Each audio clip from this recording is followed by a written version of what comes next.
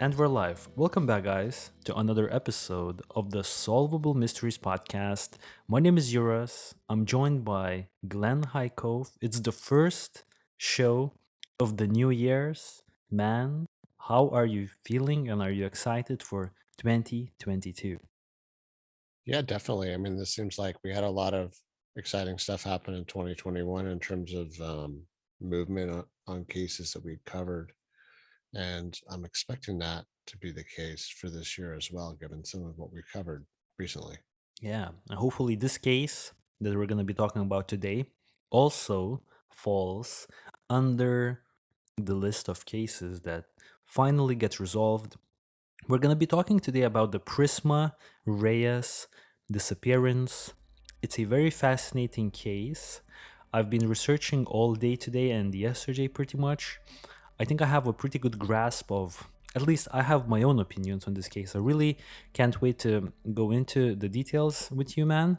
So yeah, I was thinking, without any further ado, I'll just jump right into the case and I'll start off with the profile of the case. So I want to talk a little bit about Prisma Reyes. For everyone who's watching this on our YouTube channel, you could pretty much see Prisma. Prisma Reyes went missing in the Dallas area on Wednesday, April 17th, 2019. Prisma Reyes was a 26-year-old at the time of her disappearance, and she was a mother of a son. Her son's name was Dominic. At the time of her disappearance in 2019, Dominic was just 6 years of age. He was born in 2014. Now, some physical characteristics of Prisma. Prisma is 5'2" in height. She weighs around 135 pounds. She is of Hispanic descent. I believe she was born in Mexico, but she had recently became a US citizen. She has brown hair and brown eyes. She was last seen wearing a red polo shirt, blue jeans, and black sneakers. I don't really have. I don't know where I put the the still of that, but I'm just gonna play this CCTV that I have of her. I just found a collection of CCTV clips. I put it in one video just so I could loop it. So I just want everyone to take a look at how she looked, or what she was wearing in particular, uh, on the day when she disappeared. I mean, it happened almost like 2 years ago. So at this point, I don't think, like, over 2 years ago. I'm sorry. I don't think it really matters at this point, but maybe it will hold some sort of importance. Now, some other personal information about Prisma. I believe she had a fairly troubled childhood, but I cannot really verify that. The only reason why I'm saying that is apparently her father had died in a car accident when she was just a kid. I believe this was happening back in Mexico. She moved to Dallas from Veracruz, Mexico, when she was a young girl. So I also want to zoom out a little bit on the map so everyone could have a better gauge on where Veracruz was. So this is the Veracruz city, and she moved into the Dallas area when she was just a kid, and she was raised by, I believe, her mother as well as her stepfather, called named Daniel Fuchs or Fuchs. I think it's Daniel Fuchs. He was Prisma's stepfather since Prisma was 5 years of age. Some more details, at least I've read this on the people.com article, that apparently she became fluent in English just in one summer. Apparently, she was a very good student growing up. She earned a scholarship to attend a math and science magnet school. So I think it's kind of like you, right, man? And I want to quickly finish off that after graduating, she joined the National Guard and became a paralegal for the military. Prisma Reyes, as I've said, went missing from the Dallas area on Wednesday, April 17th, 2019. And surveillance video released by law enforcement actually shows Prisma Reyes having lunch with her ex-boyfriend. Then apparently some sort of an altercation with this ex-boyfriend happens at a bar, and we're gonna get into the details here very shortly. I'm just gonna be very vague now. She left the restaurant, had some sort of a road rage incident where apparently she may have potentially even waved a gun at people. Then she was captured on a garage parking lot CCTV of the apartment complex where her ex-boyfriend was living at that point. Multiple hours after that, altercation at the restaurant, and she was captured acting weirdly in a manner that maybe looks like she's quite intoxicated, maybe potentially on some sort of even drug substance, potentially. Now, police said that um, just a quick post-production step in. We don't really know if Prisma left the apartment complex because we don't really see her exiting the apartment complex on CCTV. We don't really see her leaving that apartment complex. I know I'm like going all over the place a little bit here.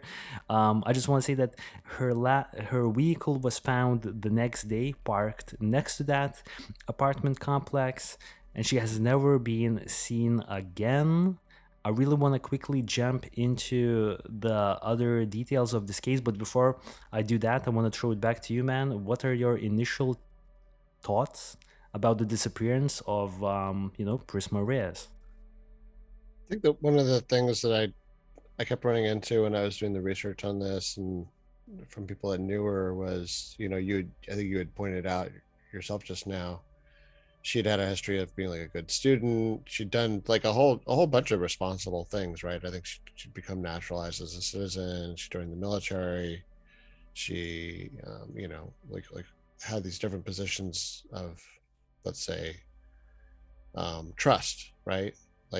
Certainly, I mean, this right there, that's a portrait of somebody that has a lot of things organized about her life. And then it seems like in more recent years, just for whatever reason, this isn't finger pointing, because relationships and families and things, like all kinds of stuff happens. But it's interesting to see that, like, it's not going so well for her anymore. I mean, she's a single mother at this point.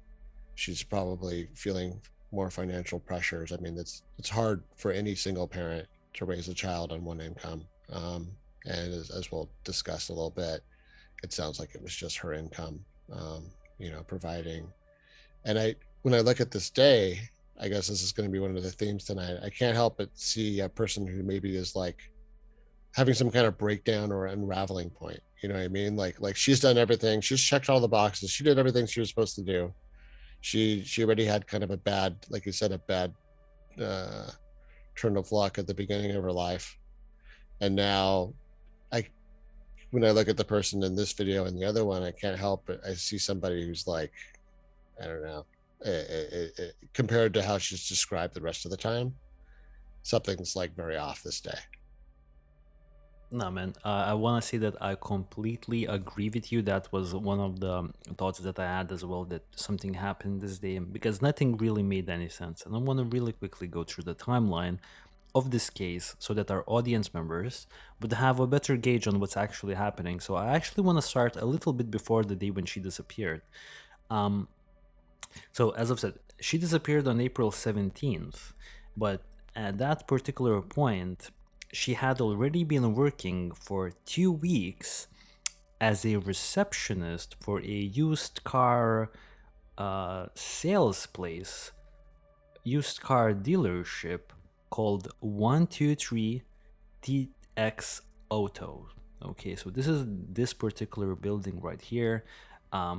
Also, it's worth mentioning, in my opinion, Prisma was not from Dallas. She was from a smaller town next to Dallas called Mesquite. I think it's Mesquite. Mesquite. So she was from Mesquite, right? So something worth mentioning as well. And I found it pretty interesting at first because she's someone who graduated and became a paralegal at some point, but now she was working at a used car dealership reception. Didn't you find that that position a little bit out of place for her? Yeah, or I mean, it could be like once again, that's like I wonder if that's an indicator that like she'd had some other job experiences before that that didn't go well, and that's why, or if it was just a matter of circumstances, like this is where there's an opening. Yeah, it doesn't seem. I mean, I'm looking at the facility that you're on the map now. It doesn't look horrible. You know what I mean? It could be worse for a used car lot. Believe me, I've got some near me that I can I can show you that'll make this place that place look like a Cadillac dealership. But um, yeah, I don't know. It's like I just think that maybe she is sort of emblematic at this point of like a struggling single parent with a kid where it sucks because then it's like you're in this position where the losers, I don't mean like she's a loser, but I mean like when you're kind of like having bad things happen in life, not always because of anything you did, but it's like, you know what I mean? Where like the winners keep winning and the losers keep losing. So Yeah. sometimes it's like somebody who's on a bad streak of luck, and then Hmm. it's like, you know what I mean, being poor and having a kind of a semi crappy job isn't helping, but it's like all you can do to even keep your head above water. Yeah, no, I totally understand what you mean, man. And I want to bring another point up here that just to give us a little bit of a gauge of how the rest of the day will pan out for Prisma Reyes. Apparently, she already had some sort of an altercation with one of her co-workers over a parking spot. Because apparently she parked her vehicle, which was a white Jeep Wrangler, a big Jeep, big SUV vehicle, and apparently there was some sort of a misunderstanding between her and some co-workers about like parking spot situations, something petty, whatever, right? Yeah, that sounds freaking familiar. Yeah, I can remember getting into that a couple times, like especially early in my career. It's like one of those really petty, like, oh, why do you get to park there things. And funny enough, I think that was one of the reasons why I quit my first job for a better job, was because I was upset about that same parking situation where I had to walk like, 5-10 minutes to the office now each way. I was like, I don't know. Yeah, it's funny, but that actually, that's starting to fill in. I didn't know that, what you just said. So that starts to fill in the missing pieces of what happened that day. That actually sounds like a perfect kind of like petty, like what am I doing in life kind of trigger for the rest of the day. Exactly, man. Exactly. So the next thing that I want to bring up is the fact that I don't really know how the rest of her workday went, but then during lunch, she decides to drive 9.6 miles, essentially on the whole other side of Dallas for lunch, and she would never return back to work. So, that's maybe also an indication of how much this job really meant to Prisma. Because let's remember, this is the 123 Tex Auto. For everyone who's watching this on the YouTube channel, you know what I mean. And this in the almost getting closer to the downtown area. This is the E Bar Tex Mex. It's some sort of a bar slash restaurant where you could get drunk as well as have a meal, from what I'm gathering. So she went here for lunch, and the interesting part here was that she met up with her ex boyfriend named Ryan here, and a fight between them escalated. I'm not really sure what kind of was it a big fight or not. Like this particular image that we can see on the visuals as well from CCTV. This is from the bar. So this is her. I just want to maybe quickly pause. This is her from the bar. She seems to be sitting alone here, and I will tell you shortly, potentially why that is. Um, Apparently, from what I've gathered, the ex-boyfriend left first the Tex-Mex bar. Now Prisma is at this point supposed to go back to work to finish her shift at the used car dealership. However, she decides to stay for around 3 hours in the E-bar, Tex-Mex, and she proceeds to get drunk.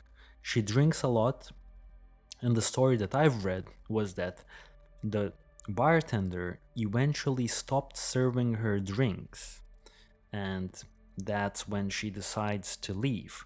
Now, sometime during this E-bar Tex-Mex adventure, let's call it, right, she calls her babysitter that was looking after her 6-year-old Dominic, her son Dominic, and they have a 1 hour long conversation while she's still getting drinks at this E-bar Tex-Mex. This is pretty interesting because we don't really know the exact details of what was discussed on this 1 hour phone call with the babysitter. We can't say that usually the calls between Prisma and the babysitter would last 10 minutes. This time, for some apparent reason, it was 1 hour long. Now, the babysitter was questioned. Apparently, she said to the law enforcement that Prisma notified her that she will be picking up Dominic from her care at 7:30 p.m. in the evening. Now, it seems like a very long phone call just to tell the babysitter when you're gonna pick up your son. So I believe there's a good chance something more was potentially discussed during this phone call. Your take on this situation, man?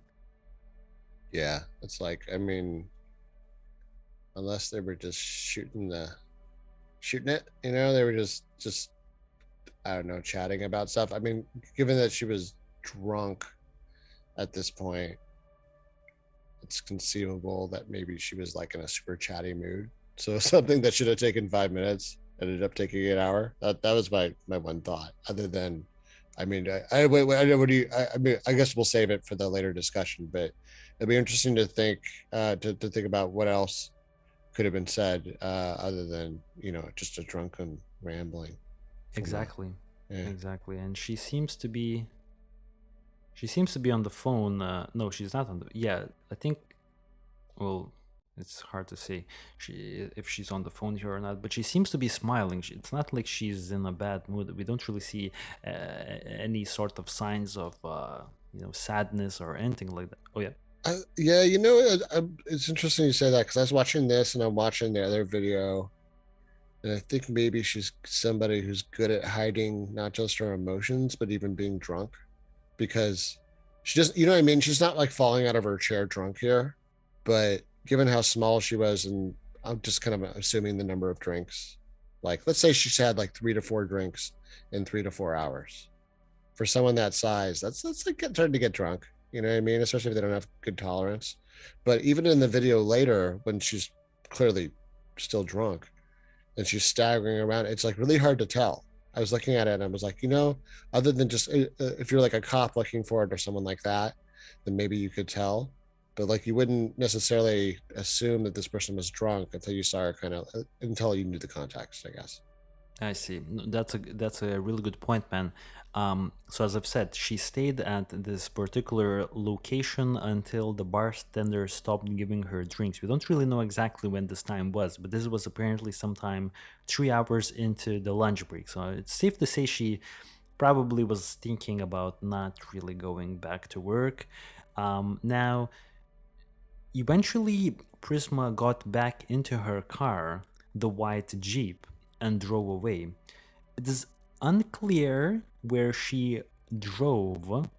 It could have been her home, her work, or the babysitter that was watching over her 6-year-old son Dominic.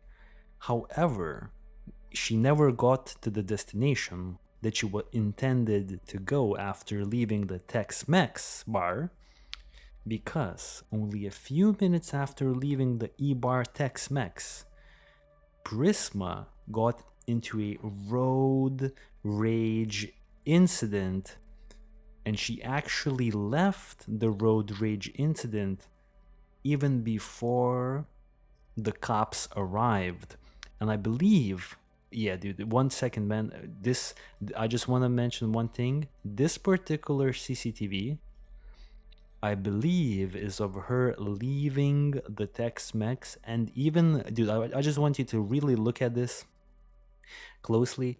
It looks to me like she's kind of cutting the corners very, like, you see how the Jeep Oh moves? yeah, It's yeah, like no, it's like so I'm pretty sure it's safe to say she might have been driving this vehicle under substance, you know what I mean? Like that oh didn't yeah. look like normal. So yeah, dude, I'm gonna let No, you no, have it. I'm glad you pointed that out. That's true. Yeah, she totally like dropped off the side, the or yeah, cut across the curb there. So she's not driving safely. So I'm not surprised she got in the road rage. What I was going to just add to the road rage report was that one thing I read said like something like 3 or 4 different people claimed that she had been pointing a gun at them. Now I don't know if they were all in the same vehicle or if she had done this to like multiple people, but it seems like she was in some kind of crazy mood at this point, given what you're about to show that happens right after this and her actions, which are a little bit like odd if you don't live at the apartment complex you go to.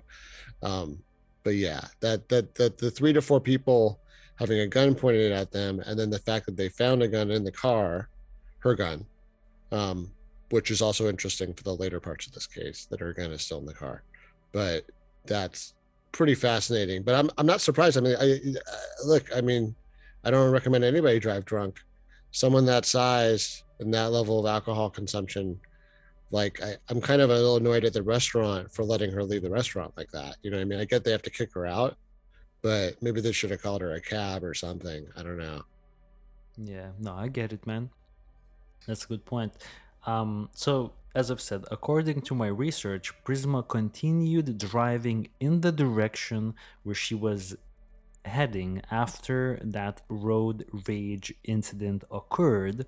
As I've said, we have no idea if she was heading back home, if she was heading back to work, or if she was heading to see her son Dominic. We don't really know where, but we do know that she, after continuing in the same direction she was heading, she then made a turn and got on a major highway eventually. Okay.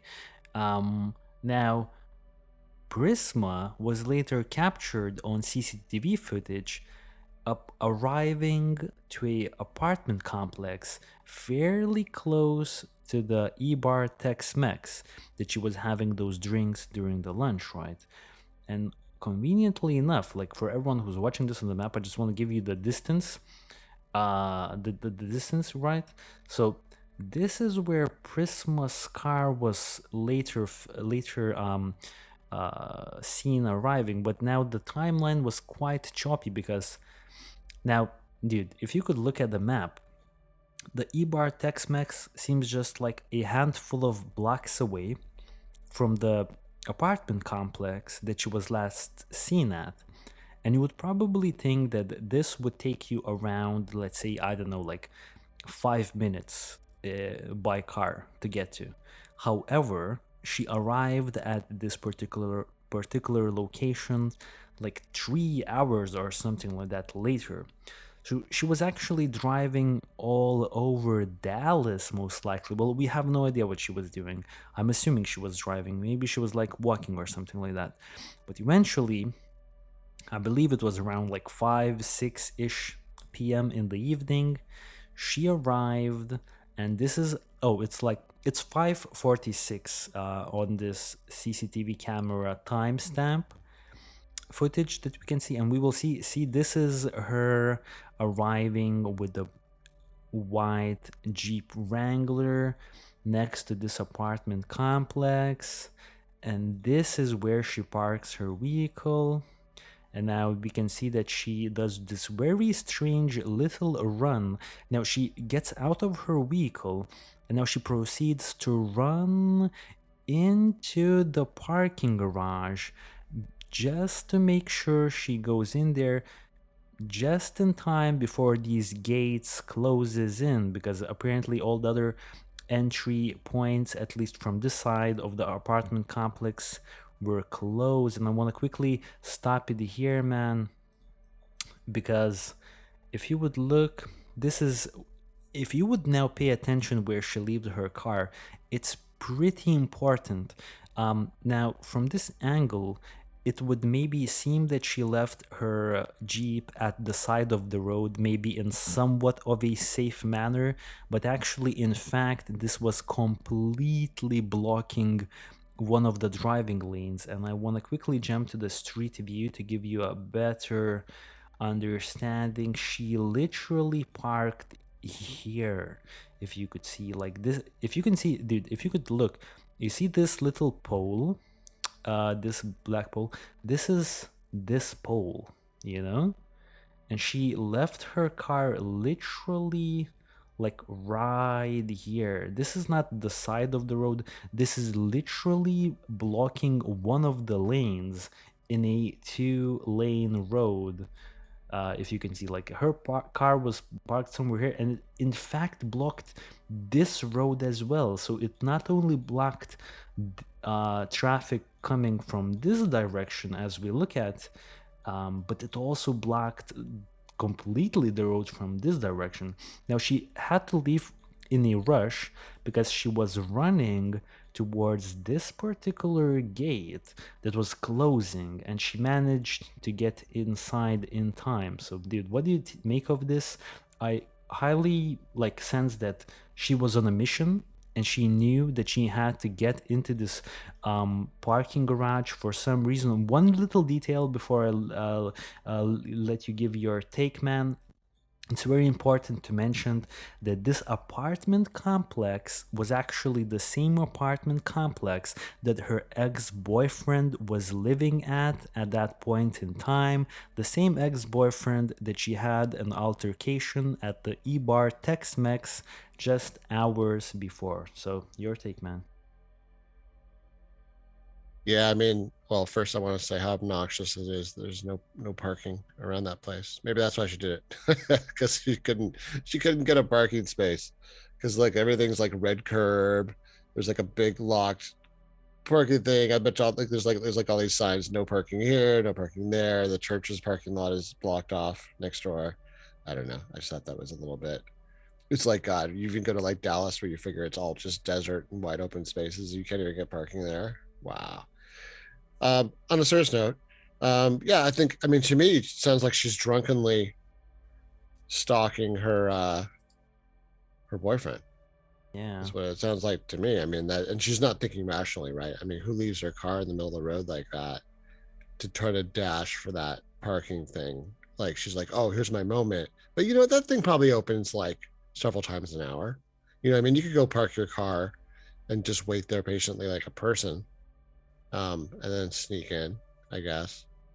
I don't know. I mean, I guess it did turn out to be pretty opportune for her. And the other thing is, I like you said, I mean, it would take maybe not even a minute and a half to drive from the bar to where she was at. So clearly she was either driving around thinking, or maybe I wonder if she was also stalking other places that she knows that he worked or goes to, Yeah. you know, before this. Yeah, one other thing I want to mention for our audience members, just to give them a better sense of the situation here, the ex-boyfriend was cleared by police. Police said that the ex-boyfriend provided a pretty good alibi. He was not at this apartment complex as Prisma ran in here. Apparently, the ex-boyfriend, after the altercation happened, he left the Tex-Mex. Eventually, he was actually out of town. He was in some other town. I think with like family members or like with friends. I'm not really sure, but he was visiting someone in a whole nother town. Because remember, the fight breaks out around like lunchtime, and then Prisma, stays at the bar for 3 hours, drinks, then drives around for 3 hours, and only then, she's seen arriving at the parking garage. I want to continue on with the timeline. to really finish it off, and then we can discuss the details. So, all right. So I just want to quickly find. Yeah, as I've said. So. The so I just want to quickly talk about like the what people saw in this parking garage. So a female, I believe a female resident of this apartment complex actually witnessed Prisma inside, and she didn't really report. I don't think we have reports of her take on Prisma. Like she didn't necessarily report, or at least I didn't find that she said anything.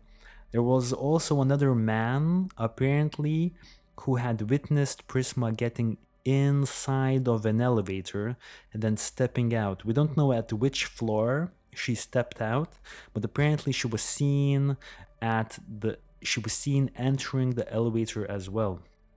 Now, Prisma was captured by another CCTV camera within the parking garage showing her talking to someone on the phone next to an elevator. And this is exactly what we're looking at right now, man. So she's clearly talking on the phone here. And this is the infamous CCTV that everyone who knows about this case have looked at. In my opinion, well, as you've said, she maybe is good at hiding that she's drunk. I think I can definitely tell she's drunk. Two things that jump out to me immediately. The first thing is that she's using the what is this thing called? I forgot.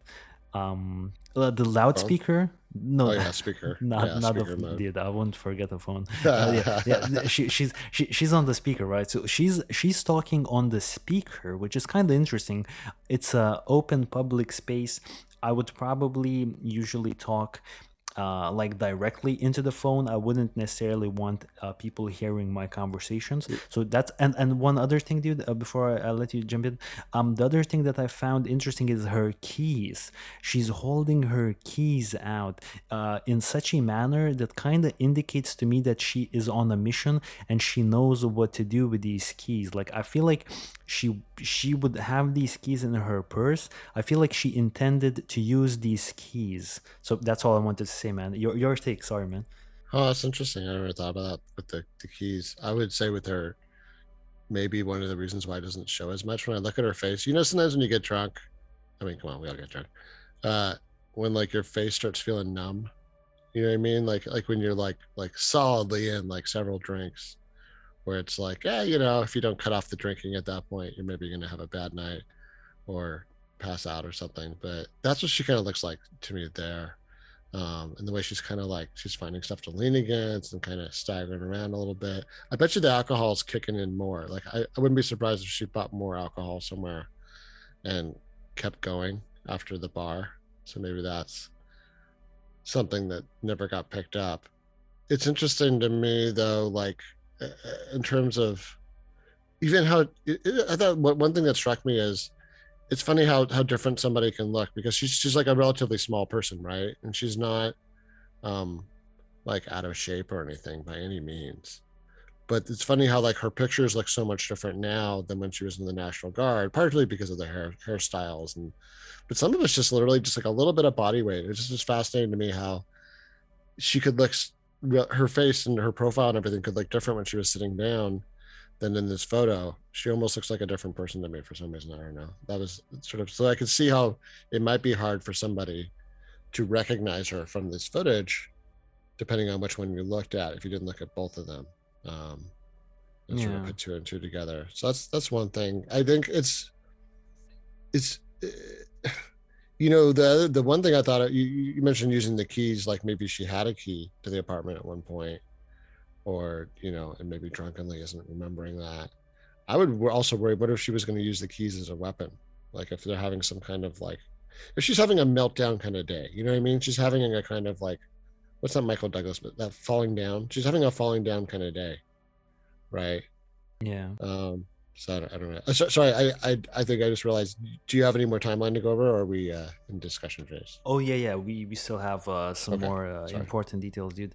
Really quickly, as you can see, as I've said, she's clearly talking to someone on the phone, on the phone, on the speaker. Now, police actually managed to identify who she was talking with, and apparently police identified and spoke to the person she was on the phone with, but they did not have any information about her whereabouts. So the person that was talking to Prisma right now in this footage, this person was apparently a out of town friend of Prisma's, and that friend reported that Prisma told them that she was scared, she was lost, she was acting frantic. And the interesting point here is that I read this on Web Sleuth. I'm not sure if this is correct, but I read this on Web Sleuth, and there claims that Prisma, as she called this person, she was referring to that person in her ex-boyfriend's name. So this other friend who's not Ryan, the ex-boyfriend, right? She was referring to him or her, I'm not sure, I assume it's him, as Ryan. You know what I mean? So she believed potentially that she was talking to Ryan, the ex-boyfriend, but in fact she was talking with, you know, just Oh, some. whole other person. Yeah, I mean, that would just maybe more further speaks to how, in reality, falling down drunk she is, but not. It's not showing here. I did, you did mention. I did read one thing. One of the residents said that she was crying at one point. She doesn't look like she's crying here. Maybe she is. Maybe she's sort of like quietly sobbing. Once again, it's interesting because you don't know how this person acts under alcohol. I'm right there. The way she was moving, that was kind of like drunk and staggering just now. But other times, like she has her balance. She's balancing with like crossing one leg against the pole. That's not super easy. I And mean, then she even that ran. little, She yeah, that ran. dash, yeah, that little action movie dash under the her Indiana Jones dash under the parking garage thing. That's not bad. I mean, I mean, she didn't fall on her face or anything. So it's weird. It just might be somebody who's naturally coordinated. And she was in the military, right? So she had basic training and stuff. Um, yeah, it's interesting to me how many different you can look at this little piece of video and come with so many different interpretations of it. And some people are saying she's crying. She doesn't look frantic to me, by the way, on the phone. And that's where maybe there's a confusion. At one point, it looks like she ends the call in that footage. So at one point, she hits something that looks like she hit end.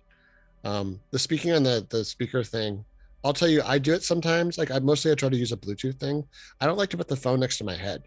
So some people do the speakerphone because like they've heard, like some of us have, that there's some decent amount of radiation coming off of those phones. So when you put it right next to your ear, right next to your brain, it's not super great necessarily. You can actually form tumors that way, like what's happened to I think Sheryl Crow from too much cell phone use. But that's one thing. That's also sort of a stereotype of sometimes rude behavior in the United States because we use speakerphones a lot.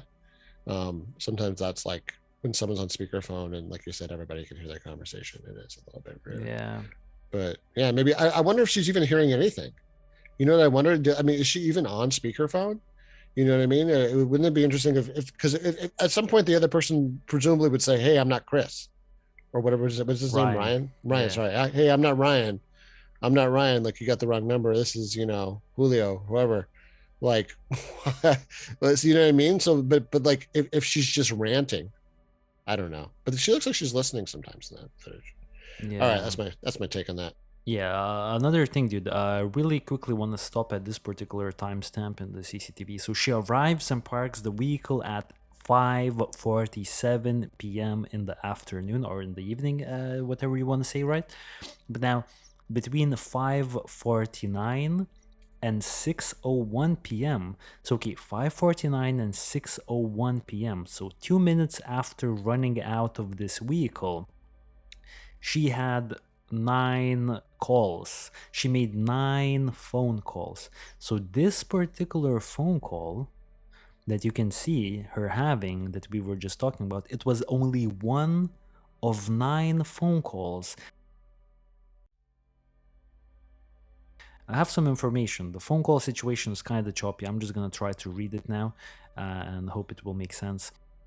Okay, guys, just wanted to quickly step in here once again because I got this particular point in the timeline a little bit messed up. So, as I've said, Prisma made 9 calls on her cell phone between 5:49 and 6:01 p.m. That's a time span of 12 minutes. So, within those 12 minutes, she used her phone 9 times, and she used her phone the first time she used it and tried to call someone was at 5:49. The next time was 5:54 p.m., then 5:56 p.m., 5:57 p.m., then 5:57 p.m. again because that phone call lasted very shortly, I believe, like less than a minute. Then at 5:58 p.m., 5:59 p.m., and 6 p.m. was the last time she used her phone. After that, the phone has not been used. So I think this is kind of interesting for us to think about because she was frantically calling someone. Another additional piece of information that I want to tell everyone about right now is that I believe 5 of these phone calls were directed towards that ex-boyfriend Ryan. So we know that she tried reaching him, and she didn't manage to reach him. And one of the people that she did manage to reach was that friend from out of town. She assumed she was talking to Ryan as she was speaking to him, but apparently that was not Ryan. So that's all I wanted to add here, and I hope you guys will enjoy the rest of the podcast. So I want to apologize. My brain stopped working today for some reason. So in between 12 minutes, Prisma made 9 phone calls. Dude, what do you make of that? I mean, yeah, it sounds drunkenly obnoxious, right? I mean, in a different context, if we saw her like all frantically running around and scared and asking for help, that would mean something else. But the way she looks in the video and the way she's been acting the entire day, I mean, one thing that makes you sound like, that's one of the signs of someone in mental health distress or that might harm themselves is if they start trying to like say a bunch of stuff to everybody that they love. Sometimes that's someone making goodbyes and stuff. So I guess that's maybe a sign for help. But I really want to step in, man. 5 of those phone calls were to her ex boyfriend, and the one that we know of that wasn't to her ex-boyfriend, she assumed she was talking with the ex-boyfriend. Yeah. So it seems like she wasn't trying to call. To me personally, it doesn't seem like The she was whole trying world, to. yeah. Yeah, she was calling. She was like everything that she was doing was like in connection to the ex-boyfriend. Like to me, this screams like ex-boyfriend. I need to talk to ex-boyfriend. I need to see ex-boyfriend type of a scenario. Yeah, I mean, but like not in a mutual way, right? Like in a stalking way at this point. I mean, had she not disappeared, this looks like it had the makings of like some kind of domestic incident that like he didn't want any part of, right? Because she's uninvited at his apartment. She snuck into the secure parking area for residents only. I mean, if she did call other people, whether and didn't think that she was talking to the ex-boyfriend, then like maybe that's also making an excuse to kind of hang out and stalk. But to me, I mean, like why else would you be hanging out here? I mean, I guess I feel like she got tired of waiting for him down there and then started to try to stalk him up by his apartment. But I don't think she's thinking clearly either. So you know what I mean? I don't think it's not logical stalking behavior. Yeah, no, exactly. And look, man, look at the timestamp here. I'm not sure if you can look at it. It says 5:50, almost 5:51. And this, look, dude. See how she's gonna walk over this corner? This corner, this is the last time we see her. Once she walks over this corner, we have never seen, no one has ever seen, or at least, well, they have seen her, the witnesses inside of the apartment complex, but she was never captured on tape or anything like that. So we haven't really heard from her ever again. This is the last time we see her, and this is around 5:51 p.m. And remember, she made calls up until 6:01 p.m. So even though she's out of this shot, we know for a fact that as she walked past this little column here, she still made phone calls for the next 10 minutes, trying to get to, most likely trying to call the boyfriend, right? And this is where her phone activity stops. 6:01 p.m., her phone activity completely stops. Okay, and I want to quickly finish the timeline. I only have a few more points here left. uh when Prisma failed to pick up her son Dominic from the babysitter at 7:30 p.m., as she had informed the babysitter during lunchtime, the babysitter became very concerned, and she actually reported Prisma missing at 9:30 p.m. in the evening. So 2 hours later, as Prisma didn't show up for 2 hours, she called the cops and said, "Yo, Prisma didn't come to pick up her son. Can you please investigate?" The following day, on April 18th, Prisma's Jeep was found abandoned outside this apartment complex where she has last been seen. So, she didn't really go back to her vehicle. She didn't really drive. Apparently, she went inside of this apartment complex and completely vanished. So her vehicle was there. She never really went back into her vehicle. It was found, as you've said, the gun was there, which was kind of strange as well. Prisma Reyes has never been seen or heard from ever again. Um, and yeah, I think at this point I have concluded the timeline. I want to say before I hand it over to you, man, to conclude, I guess. Essentially, this apartment complex. So she went inside through these little gates into the parking garage, and she clearly didn't get out of the parking garage in this direction. She didn't even get to her vehicle ever again. But that doesn't necessarily mean that this is some Elisa Lam, type mystery where she's somewhere dead in this massive building complex. There are other multiple avenues in or out of this complex that are not overlooked by CCTV.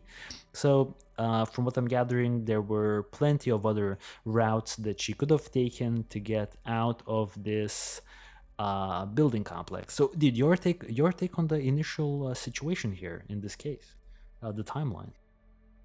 Yeah, I mean,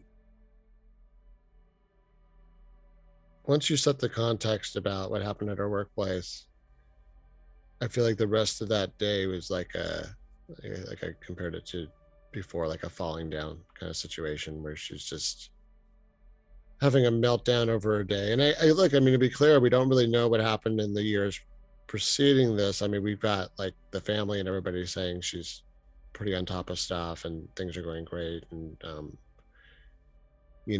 maybe that's true. I mean, certainly the babysitter like didn't assume that 2 hours later she's like, oh, something's wrong. You know what I mean? She wasn't like, oh, she's drinking or something else happened. You know what I mean? Like the assumption was that if this lady didn't honor her commitment, that something was seriously wrong. So that's an interesting, I guess, testament to her career. It's a pretty positive one, I guess, to her character, I should say. Testament to her character from the people around her, just by their actions about her. Okay. So just one of the things that I looked at in the research for the case was I was kind of curious, like, what was I think you'd want me to look at sort of the domestic situation for her. So it's interesting because the child, her child, is actually with a different guy, some guy named Arturo, who And like I said, this is interesting. Maybe this paints more of a picture though, what's going on with her in her personal life. So she gets pregnant by this guy who's like, I guess, a kind of a short-term boyfriend, because things are not working out with him. And actually, he actually kicks her out of his apartment, I guess, that they were both living in, when she was like 6 months pregnant. So I don't know if that's more saying what a jerk he is, or how badly she was acting when she was pregnant and with the hormones and all the other stresses of being pregnant, or a combination of all the above. I don't know, but it's, you know what I mean. That's not like the normal. I mean, it happens, but I feel like that's often a sign that like people are not getting along, and maybe they had a kid a little bit a little bit soon in the relationship. But it happens to everybody. So okay, that's one thing. So that's sort of already happened, and now this relationship with the ex-boyfriend, Ryan. I didn't have a lot of detail. Like I think you've covered pretty much all of the major milestones in terms of like, you know, how he's been exonerated, how you know, like the relationship was over, how that he seems to have played some part in it. But I can't help but wonder if the little meeting in the restaurant wasn't really planned by him that day either. You know what I mean? Like a lot of things are happening this day that seem to be initiated by Prisma. So I can't help but wonder if, like, you know, after the showdown at the dealership about parking spaces. By the way, I mean, I'm not saying anybody should get mad at them now, because who knows who works there now compared to 2 years ago. But how'd that work out for them, having that little power trip over the parking space, right? Wonder how long it took them to get another receptionist, and how many phone calls got dropped that day because they treated their receptionist badly instead of just letting the person have their parking space so she could answer their friggin' phones. Okay. Anyway, after ranting about that, yeah, I think that it's interesting. I just wonder if maybe she dragged the boyfriend there, and he thought like he wasn't used to her being like this, so he went to go see what was going on, and then she's acting badly and half drunk already, and then proceeding to get full drunk already. I'm kind of amazed the restaurant even let her stay around that long. That's kind of what I think, that maybe she was doing a good job of hiding how badly she was acting, is that maybe they gave her kind of the benefit of the doubt after the thing with the boyfriend. Like maybe she was like, you know what I mean? Like maybe he's the asshole. Like maybe the people at the restaurant are like, oh, you know, oh, she just got dumped and we're just going to let her sit here and kind of like, because they don't know, right? They don't know what's going on. We're going to let her sit here and have a drink or two. And then she's like 6 drinks in and not slowing down. And they're like, oh, we can't let you get, you know, shit faced here at the bar. Like we're going to lose our license. So like now you got to go. Yeah, Yep. I feel like at this point it's very important to jump in and to mention one thing, that it was not like the reason why we call ex-boyfriend Ryan ex-boyfriend, we're not calling him ex-boyfriend because they were boyfriend and girlfriend before the Tex-Mex. Right. Yeah, so I just quickly want to finish Yeah. this thought, Yeah. that they were split up like way back even before this Tex-Mex date Yeah. occasion. They didn't break up in the Tex-Mex. However, from what I'm gathering, they were kind of like rekindling their relationship, but apparently it didn't really go the way that Prisma wanted it to go, or like Ryan wanted it to go, you know? Yeah. Yeah. So that's interesting there. So yeah, I guess what I meant was like maybe, but somebody in the bar that's running, that's like, you know, the person that's doling out the drinks and taking orders, they may not, they may think that something much more significant went on.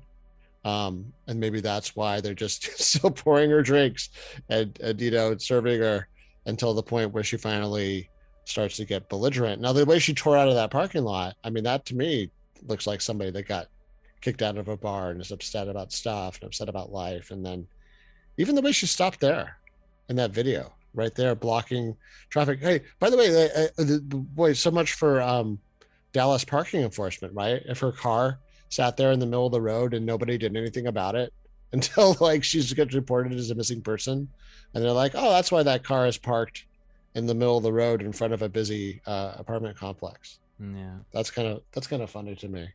Yeah. But I mean, you know what I mean? Like I guess you don't got to worry about tickets in Dallas too much if you just park wherever you want. Exactly.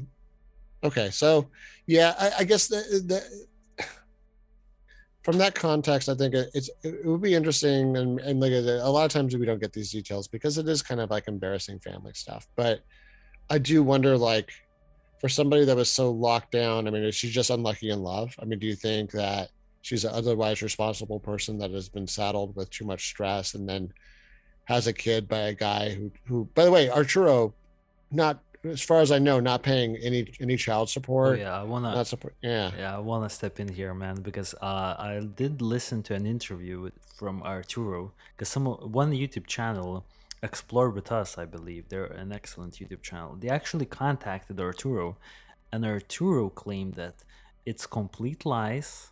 Apparently, there's some sort of a rift happening between Arturo and Prisma's family, and Prisma's family stated that Arturo had not paid child support, while Arturo claims he paid, I Uh, believe, over 50 grand okay. already in Well, child support.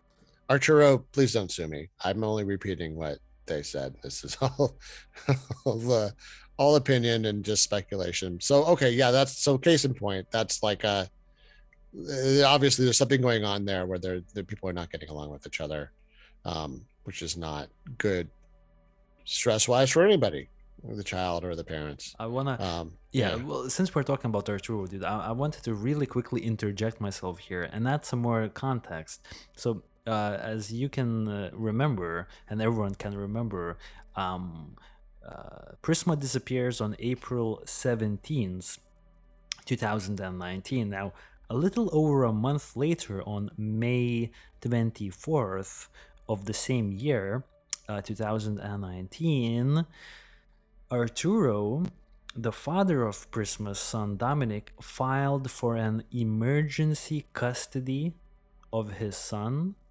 Now, the family claimed that Arturo has never had anything to do with his son, never paid the child support, etc., etc. However, Arturo claims in interviews that the family is lying and that he did pay child support. Apparently, he just wants to do the right thing for the kid, but I don't know if he was like actively part of life, Dominic's life, but I did sense like there was some sort of a rift between Arturo and her family. So 1 month later, the father claims emergency custody. What do you think of that, man?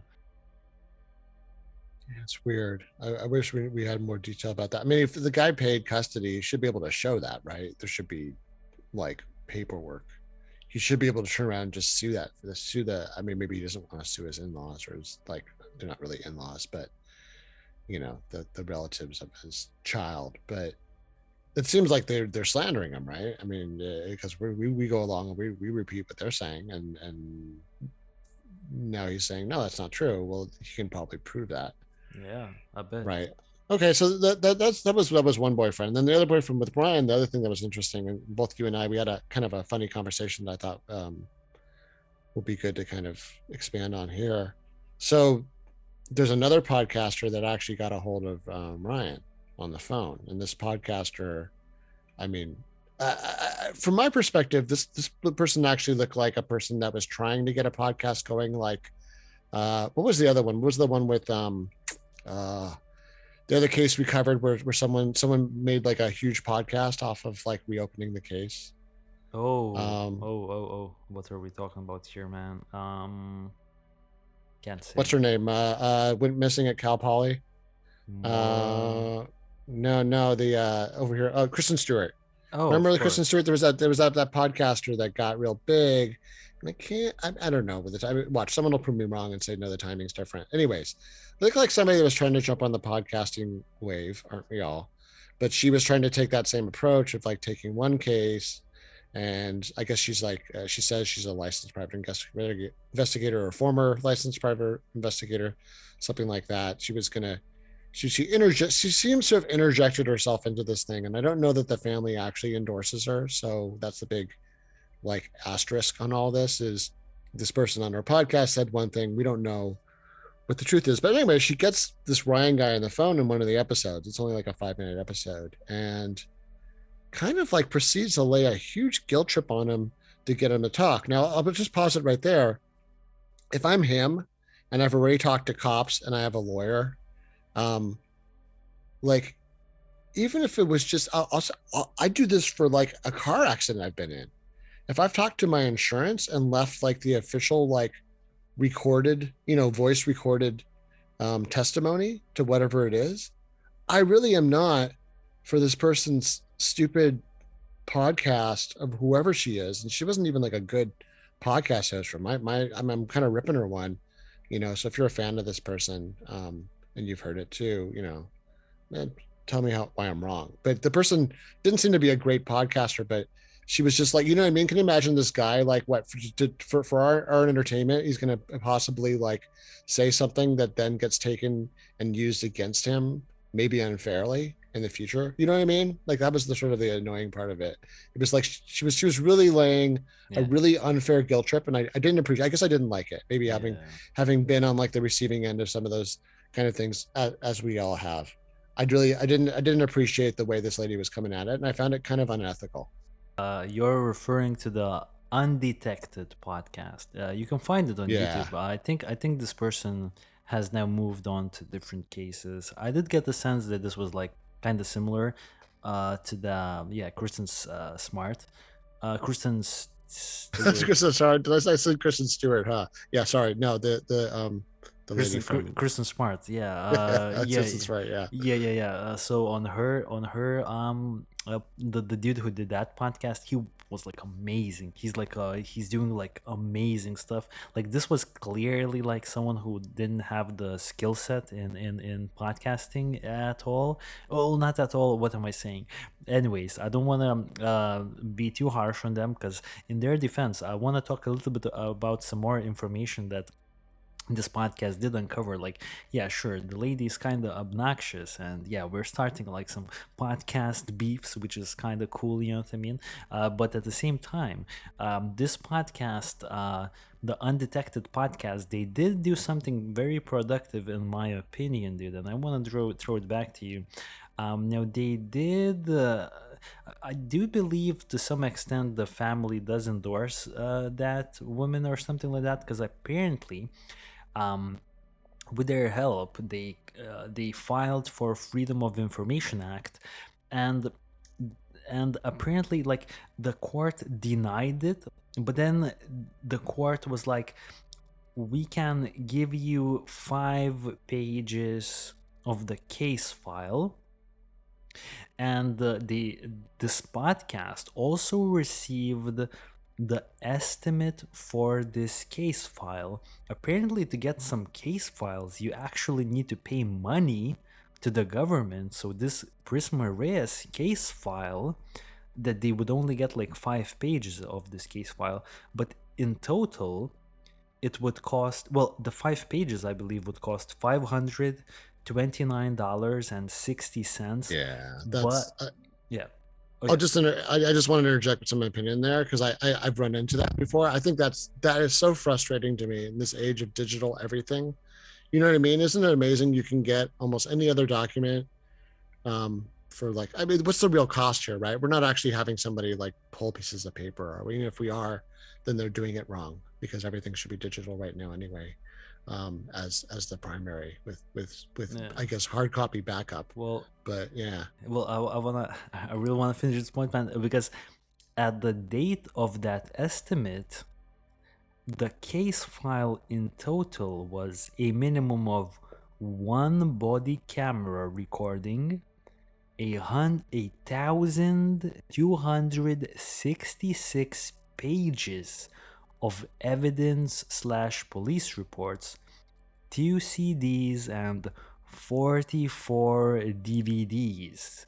So I read that and I was like, this case file doesn't look normal. You know what I mean? Like for this disappearance to have 1,266 pages of documents, 2 CDs, and 44 DVDs, like, would you expect this case to have such an enormous case file?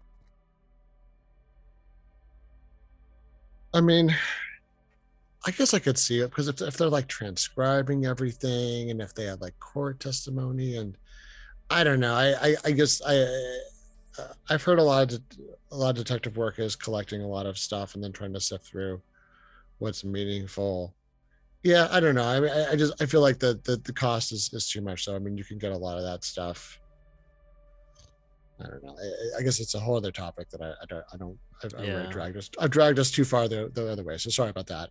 Yeah. So I guess getting back to it, yeah, it does seem like an amazing amount of material. So I guess on one hand, it does seem like the police have taken it seriously, right? I But mean, you know what the people from the Undetected podcast speculated? That perhaps Prisma is part of something bigger, if you know what I oh, here mean. we go, right? Yeah, It's always the human trafficking, right? It's always, yes, yes, yes. No, we're going back to that, man. So this is now we're getting into because like 1,266 pages of files. Like I don't know. I would love to know like what kind 44 DVDs? Huh? What do you make of the DVDs? I think the DVDs are just it's just all this stuff, right? Like they must have other footage, maybe that they reviewed or they pulled. Maybe they pulled other. So maybe some of the DVDs like don't actually show anything. It's just like other people's video footage that day because that'll fill up a DVD pretty fast, right? You throw a bunch of MPEGs on a drive, Yeah. they can start to add up. Yeah, well, okay. I just want to quickly go through some other details that I have here that I wouldn't want to breathe past. So, um, I also want to talk a little bit about the fact that there were apparently other exits that were not covered by surveillance. So, really quickly, just want to dish it out to you without obviously stopping here for too long. Do you get the sense that Prisma left this apartment complex? Because we have no info, like she just vanishes. Like as she's gonna now, end this phone call on the CCTV footage that we're reviewing right now, she's gonna walk, over this little column. That's it. That's all we have. You know what I mean? She moved somewhere deeper into the parking garage. Do you believe that she left the apartment complex, or do you think that she is potentially somewhere still in the apartment complex? I mean, that's a wild question, but we have to talk about it. Yeah, I mean, it takes me back to. I mean, this is what's interesting about this case is it's almost a mix of like Brian Schaefer and gosh, who was that? Elisa Lam. Elisa Lamb, and who was that lady that left her apartment complex? Remember, and then she just disappeared. We covered it. Ooh. Yeah, was it like Miami? I'm trying to remember what. It's all we've covered so many cases, but anyways, Yeah. it was one of the ones that was from like a year ago or so, where some lady who like kind of similar except not presumably experiencing this big crisis day, someone disappeared like that. Anyway, it's a combination of all that together. I do think so. Like from the Elisa Lamb and maybe like Michael Negrete uh, perspective, I keep on thinking, or Brian Schaefer, I keep on thinking like she's stuck in the building somewhere, or she's stuck in some facility somewhere because when people are drunk like that, they are not unknown to crawl into all sorts of weird spaces, including where they've been found dead sometimes. So sometimes a person who is under the influence will actually go someplace that like a human normally wouldn't go and get themselves stuck and then asphyxiate and then never get found until like or either never get found or get found like 20 years later when they take apart the Yeah. building. Yeah. Well, really quickly, I want to talk a little bit about what the lead investigator for this case, Dustin Barrett, had to say. He said that there's a witness who saw Prisma get out of the elevator, but they cannot recall at which floor. Also, the same lead investigator, Dustin Barrett, said that the ex-boyfriend Ryan was not home at the time when Prisma was captured on CCTV in the parking garage. Now, Ryan himself returned several hours later, according to police. He also provided a very, very solid alibi. That's the quote of lead detective Barrett. Very, very solid alibi. There was no physical evidence of Prisma inside the building. Neither her purse nor her cell phone has ever been found. There was no physical evidence of Prisma inside the building. Okay, I'm reading the same line. Police are not discounting any potential scenarios, including whether Prisma may have left everything to start a new life somewhere else. Well, that's just one of the scenarios. There are no other person of interest at the time who live or used to live at the apartment complex. So no one within the complex is actually suspected. Police have canvassed the area on several occasions following her disappearance, but are pleading for any present or former tenants of this apartment complex who did not speak to police yet to come forward.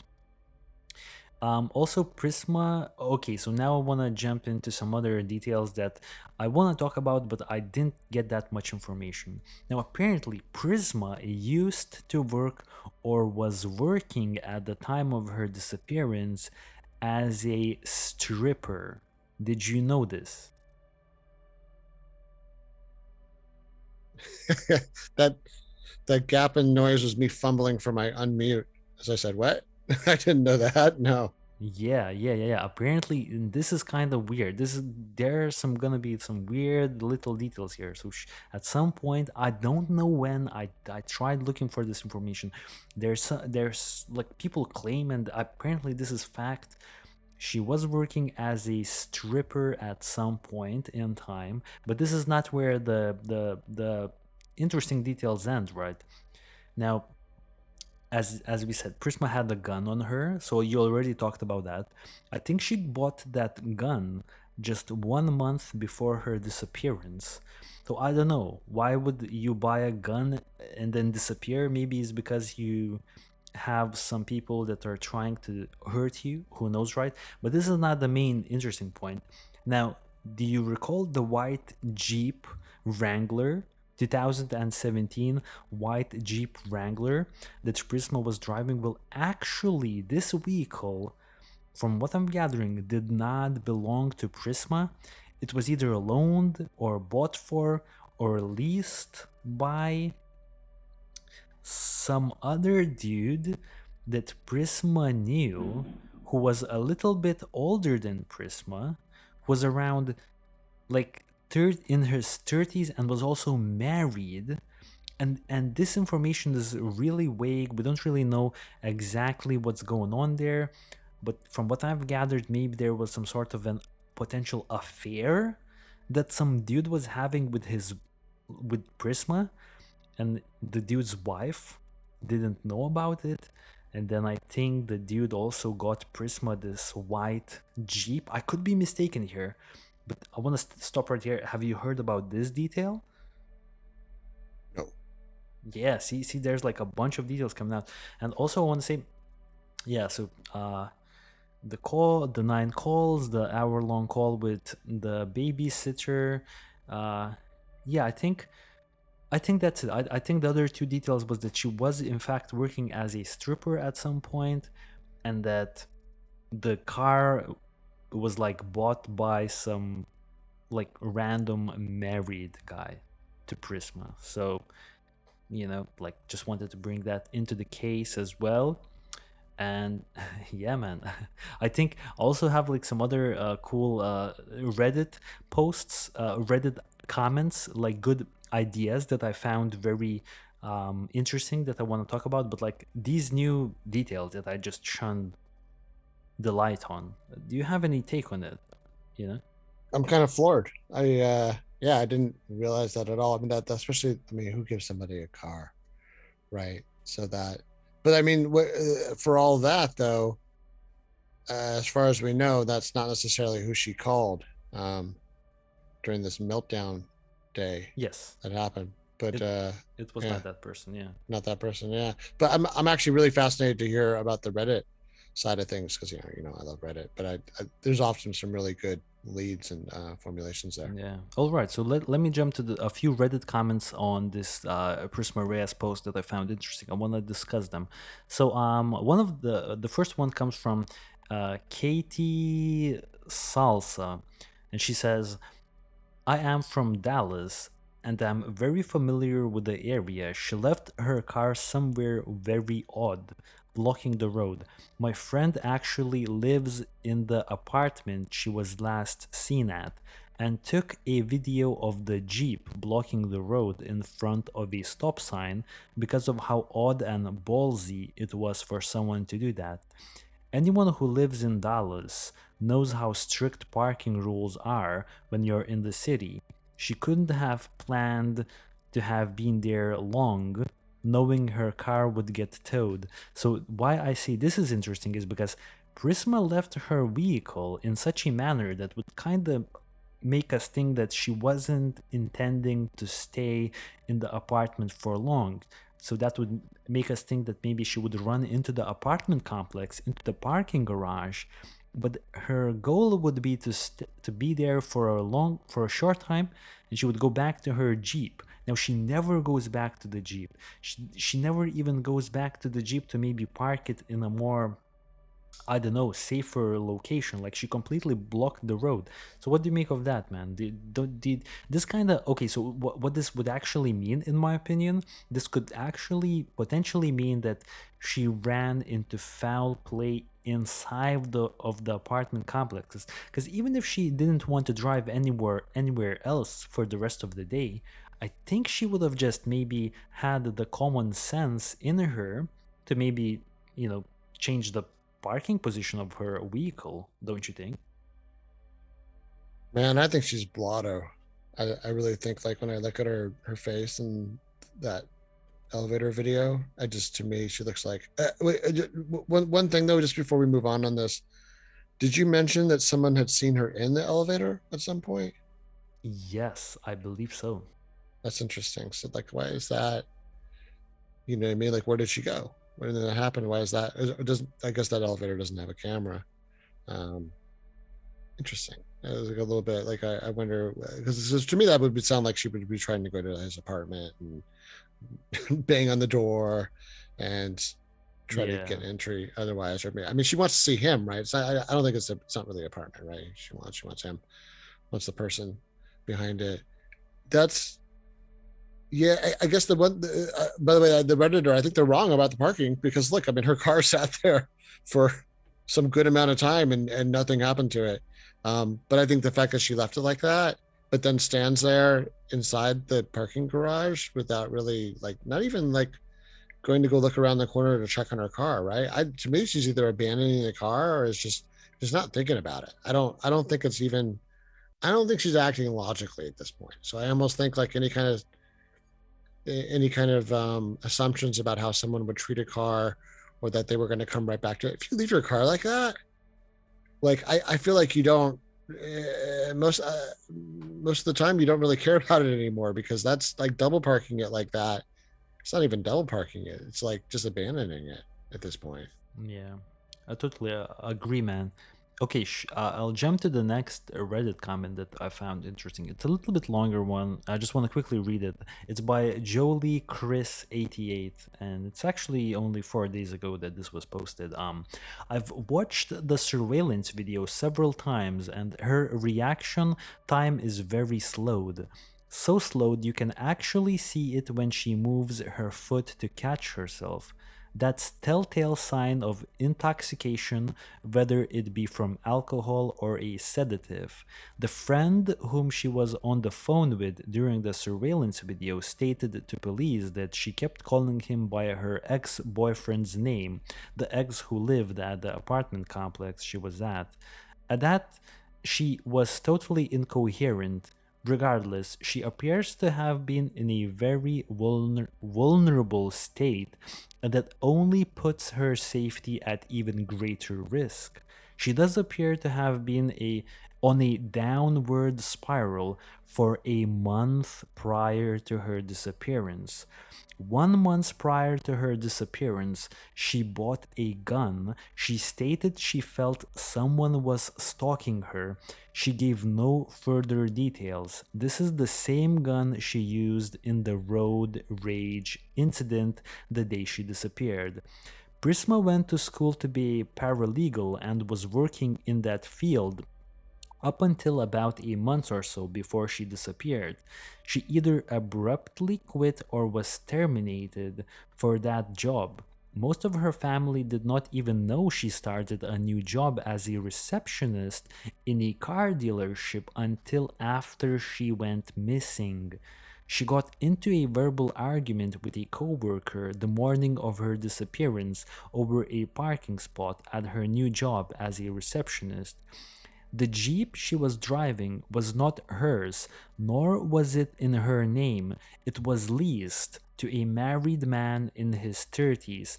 The exact nature of their relationship has never been released, but given the fact that he leased her a car in his name, it's speculated they were seeing each other in some manner. She decided not to go back to her new job after her lunch break and continued to drink after she was cut off by the bartender hours later. She pulled a gun during a road rage incident. She then fled the scene before police arrived. Her decision to continue to drink for hours on a workday is said to be highly out of character for her. She was clearly intoxicated on the surveillance video, during which time she called a friend incoherently and later seen crying and agitated by a witness around 6 p.m. She was in a very vulnerable and agitated state, which means she needed help more than ever. Whether the abusive ex boyfriend had something to do with it or a crime of opportunity, she was clearly needed help that day. She clearly needed help that day, dude. So this is an excellent comment in my opinion. And your take on this? I mean, this comment says a lot. I just want to clarify. The person said that the abusive ex. I don't know. Do we hear anything about him being abusive? Has that ever been Ryan? alleged? Yeah. Um, I believe so. Ryan, the ex-boyfriend Ryan, I believe he was abusive, and I believe from my research he actually, like, it was even a legal situation where in the last moment Prisma decided to drop charges. I think it was a domestic abuse against Oh, okay. Prisma, and Yeah. last moment Prisma decides to drop charges against Ryan. Okay. Well, I mean, we've talked about those kind of things before, where that's the frustrating part about, um, the laws straddling that. There's a lot of frustrations, but yeah, that's interesting. Okay, so that's where that came from. Um, yeah, I mean, other than that, I mean, I don't see anything inaccurate about what the person said. I think it's done a good job of recapping, how we've described it as well. But that is interesting about that she was a paralegal. Here's the thing: I wonder. Once again, it makes you wonder, like, what happened with the paralegal job. Is it just that she got burned out from it? Because I can see that job would burn you out. That's a lot of. I mean, you're doing a paperwork for a law office, right? So that's a lot of work. Um, or But did something or happen there? Did something or happen there, and that's where she ended up with the car? Yeah. or I want to step in. Or, like, okay, so she didn't even tell her parents that she started the job at the Yeah. the car dealership, right? So what do you make of that? Like, she maybe started the job and she was feeling like, what am I doing with myself? So maybe she got terminated from the paralegal job, and maybe that's what Yeah. kind of caused the downward spiral. Or And then she or got a gun for some reason because she thinks that someone's out to hurt her. Like, what is that all about? or had to leave. What if she didn't even get terminated? What if something else happened, like some kind of personal thing happened at that place, or she has a car from somebody. I'd be curious to know what the relationship of that guy is with the car to any of her former workplaces. you Stripper. know?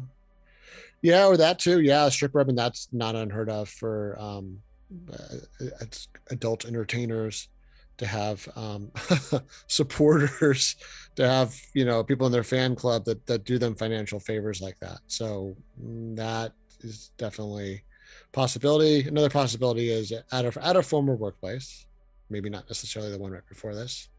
If she had had like a personal like a fling with like a married guy, that turned into an embarrassing public situation at her workplace, but her parents didn't know about it. Well, like she wouldn't want to tell her parents about that. So if she quit, what I mean, if everybody resigned and just moved on, then that would be another reason to like keep your mouth shut and just do that new job until you can find something better. So in that case, that actually answers my question a little bit about where did this, or the question you had, I think, at the beginning of the episode, where did this job come from at the used car dealership? Well, maybe it literally was like any port in a storm. Yeah, like, she had to like take care of her son and she needed money. I get it. Yeah. I get it. Last Reddit comment I want to read this from AU Nanoman. Apparently, like, yeah, AU Nanoman. So I want to quickly read his comment that I found interesting. What stand, what stand out, what stand about to me, other than the hour-long call with the babysitter, is that she is holding her keys in the footage where she is waiting by the door. I know I'm edging close to reading into details, but that part hit me immediately. She has her bag with her where she could have easily put them. I think she holds her keys because whatever she planned on doing in that building, she planned on being in and out. She holds her keys because she thinks she will do whatever it is she is there to do and then run back to the car. I further support this by her parking so close along the street and running in. The way she stands around clearly indicates she's waiting for someone. The boyfriend. I don't know. If his alibi checks out, I have to accept it since the cops have more details than I do. Did she get confused, thinking whoever she was waiting for would be right there but wasn't? This may be a strange idea, but I wonder if they searched narrow passageways or unused rooms in the building. It is possible that her impaired that in her impaired state she wandered into a weird area of the building and got trapped somewhere. It is unlikely she left the building since her car is still there.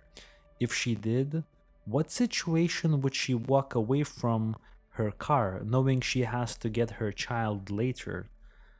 My opinion is that she died in that building somewhere. But beyond that, I really have no idea how.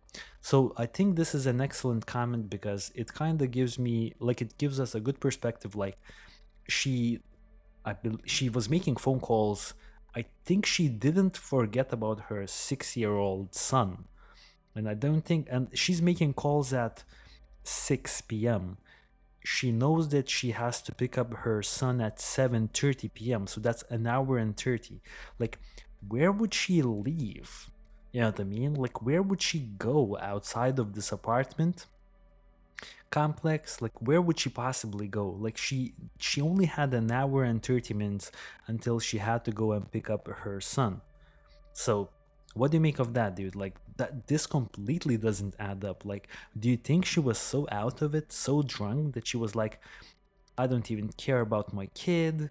Like, whatever. I'll just, go and get some more drinks somewhere outside. Like, she must have remembered like her son is waiting for her very soon. I mean, she had that hour-long conversation with the babysitter too, right? Which was some amount of thought about the child. But yeah, I mean, that being said, I feel like she's just maybe just looking at her state, and like someone else had pointed out, and not here, but later on when she's in the parking lot and she's like starting to do like the Tony Montana restaurant stagger.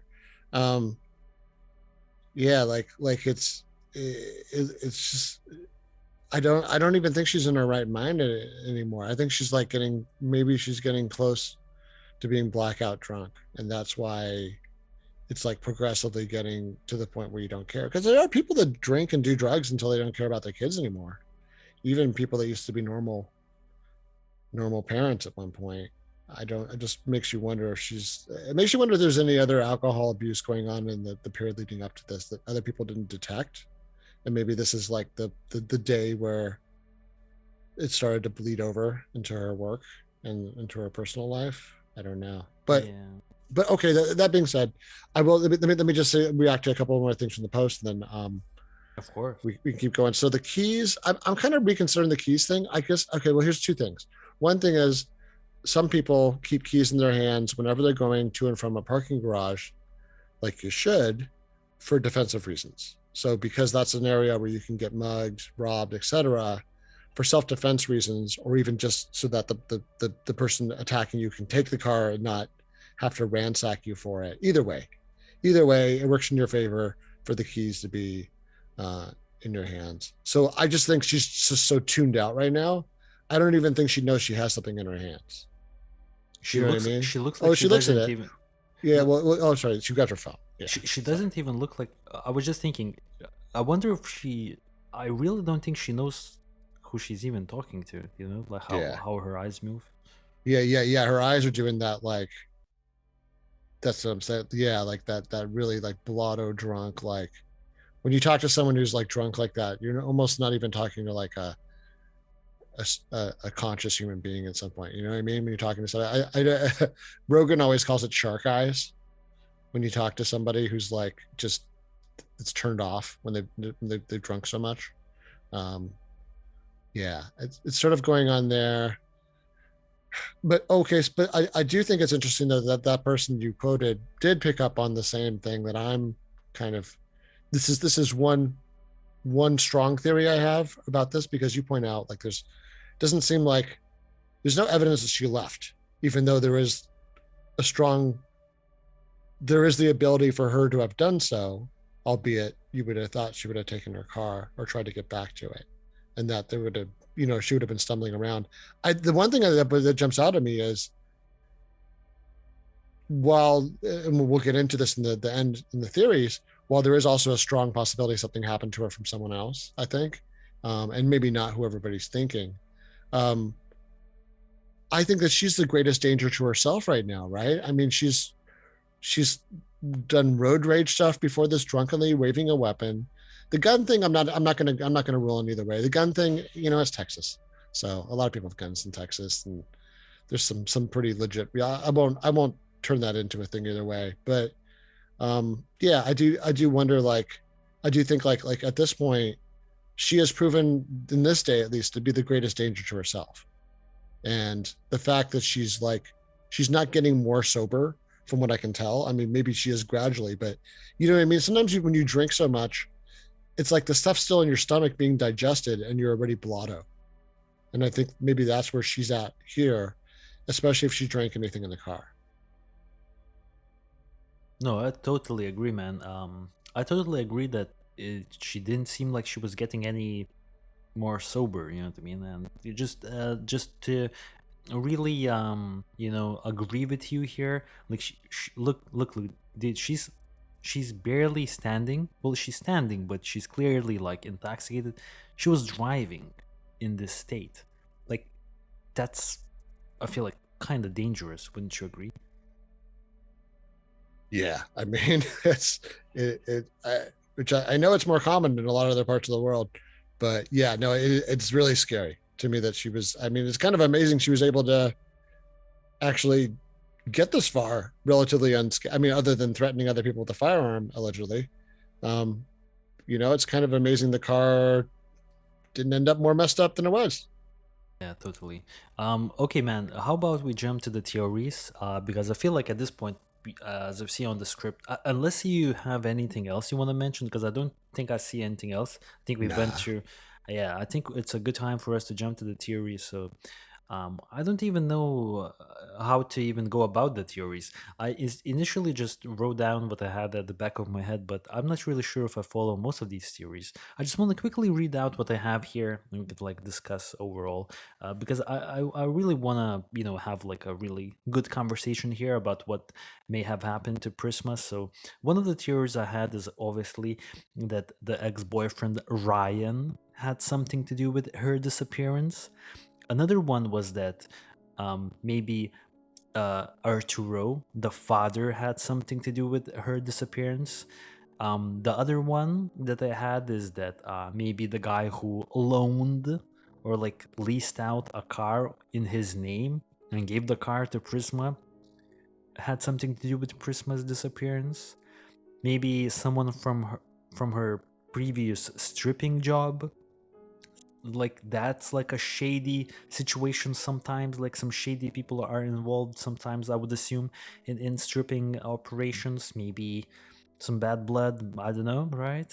So I would group all of these as, because we really can't speculate all that much, because we don't really know the information. If we read the case files, I think we could like speculate more on this.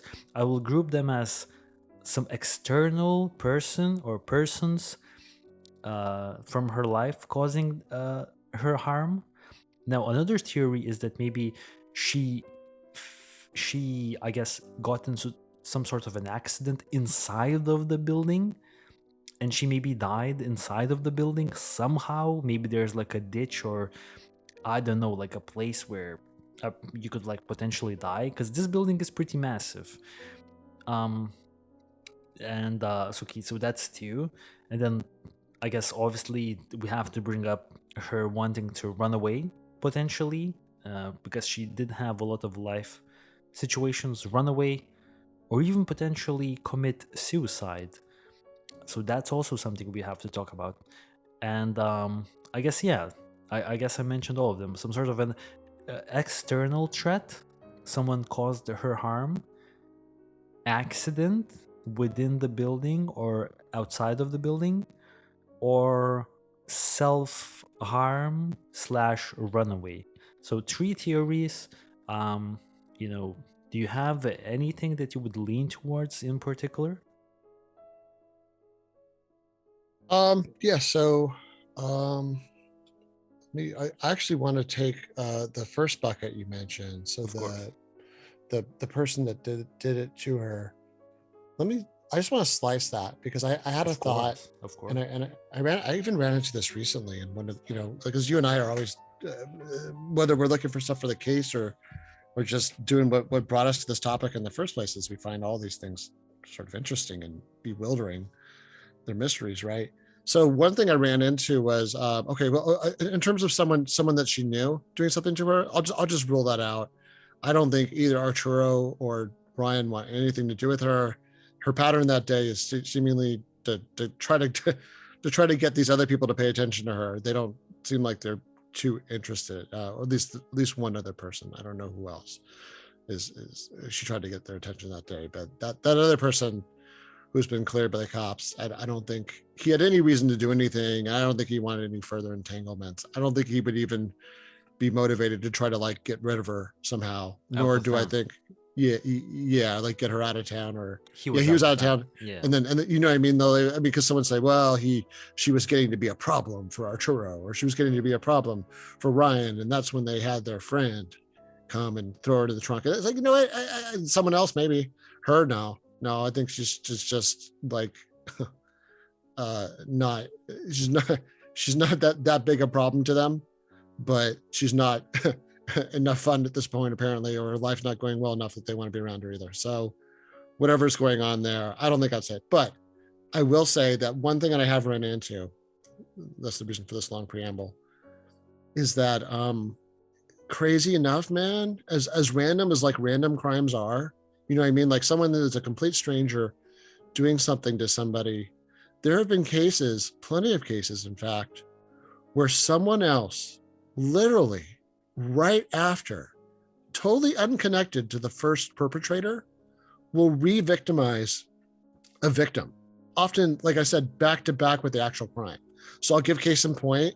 I read where a sexual assault victim um, ran up the road having just been assaulted to get help, and ran up to this guy at like a gas station or something who was running, and that guy raped the person too. Jesus. Yeah, and that's not at all unheard of. And I think part of it is that whether you're a bully or a criminal or a rapist or whatever, or a murderer, opportunists look for opportunities. And unfortunately, someone who's just been victimized has just proven themselves to be an opportunity, if they're still alive and can be re-victimized, to another opportunist. So unfortunately, sometimes, you know what, you're swimming around in the ocean, one shark bites you, and then while you're bleeding to death, another shark comes along and takes a bite out of you too. So Damn. that happens in outside of the ocean as well. And I've run into enough of that, whether it was sexual assault or murder or crimes against children, all of that stuff. That's not unheard of for that to happen. So that's one theory I have, is that, you know what, she's in this state, she's kind of like falling down drunk. If she passed out drunk somewhere, or was just enough for like someone, you know what I mean, she's like almost in zombie, at the zombie point. If she's talking to someone on the phone and she doesn't even know who they are, and she's not even like listening to them, that's somebody who I think, unless they're drinking water and trying to sober up, they might pass out pretty soon, or they might at least fall asleep, and then that's when they could get victimized somehow. Okay, so that's one theory. And then the question is, well, what happened to her after that? I don't know. Somehow her body was disposed of in the way that bodies seem to get disposed of somehow. And for whatever reason, it hasn't turned up in a dumpster, in a burial site somewhere. I do notice there's a lot of construction and stuff in the area, and this TV footage. There's even like vacant lots and stuff still nearby.